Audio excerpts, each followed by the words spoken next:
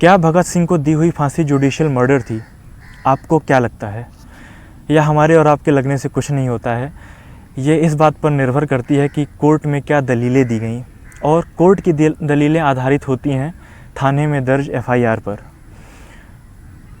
Bhagat Singh memorial foundation के chairman, जो पाकिस्तान के एक वकील हैं, राशिद कुरैशी जी, उनका मानना है कि भगत सिंह को दी हुई फांसी जुडिशियल मर्डर थी। उनकी संस्था जो इस विषय पर काफ़ी अनुसंधान कर रही है, उसने पाकिस्तान ट्रायल कोर्ट को एक अर्जी लिखी थी, जिसके अंतर्गत उनकी मांग थी कि भगत सिंह से जुड़े हुए सारे दस्तावेज सार्वजनिक किए जाएं। कोर्ट ने लाहौर पुलिस को आदेश दिया कि भगत सिंह से जुड़ी हुई फाइलें डीक्लासीफाई की जाएं। उसी सिलसिले में लाहौर के ही अंदर अनारकली थाने में दर्ज एफआईआर का जिक्र आता है, जिसमें लाहौर कॉन्स्पिरेसी से जुड़े हुए तार मिलते हैं। आइए हम लाहौर कॉन्स्पिरेसी के बारे में जानते हैं। लाहौर कॉन्स्पिरेसी के केस के तार साइमन कमीशन के आने से जुड़े हैं। साइमन कमीशन 7 एमपीओं का गुट था, जो भारत में कॉन्स्टिट्यूशनल रिफॉर्म्स के लिए आ रहा था, जिसका विरोध लाला लाजपत राय कर रहे थे। लाला लाजपत राय और उनका कॉलेज, नेशनल कॉलेज से जुड़े क्रांतिकारी इस पूरे उनके आने का शांतिपूर्ण आंदोलन कर रहे थे। डीएसपी जॉन सैंडर्स के कहने पर लाठीचार्ज हुआ, जिनमें लाला लाजपत राय घायल हो गए और बाद में उनकी मृत्यु हो गई।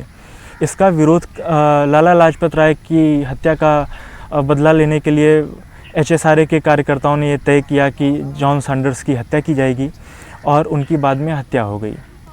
लेकिन उस पूरी एफआईआर में, जो 17 दिसंबर 1928 को 4:30 बजे शाम के अनारकली थाने में दर्ज होती है, उसमें कहीं पे भी भगत सिंह का नाम नहीं है।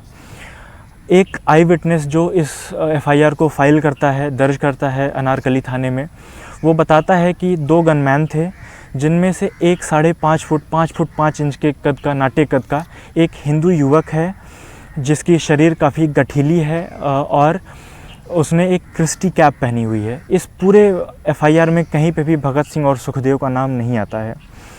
जब ये पाकिस्तान के कोर्ट में मुकदमा चल रहा था, तो इसमें 400 विटनेस थे। केवल 25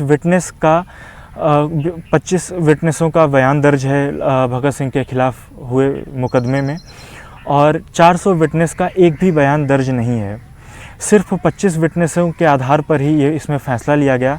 भगत सिंह जो अपना बचाव खुद कर रहे थे, जिन्होंने कोई वकील नहीं किया था, शायद हो सकता है कि उनको पता नहीं हो कि इसमें विटनेसेस को क्रॉस वेरीफाई किया जाता है, या कोर्ट ने उनको मौका ना दिया हो।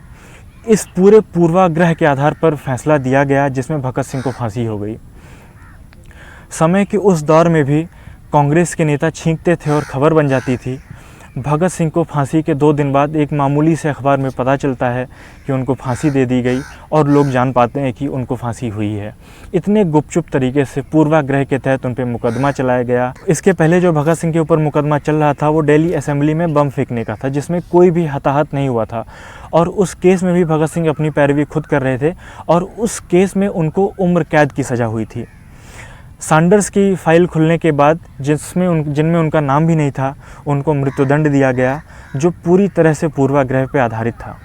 हम ऐसी बातचीत कर सके, इसके लिए हमारे पूर्वजों ने बहुत कुछ सहा है।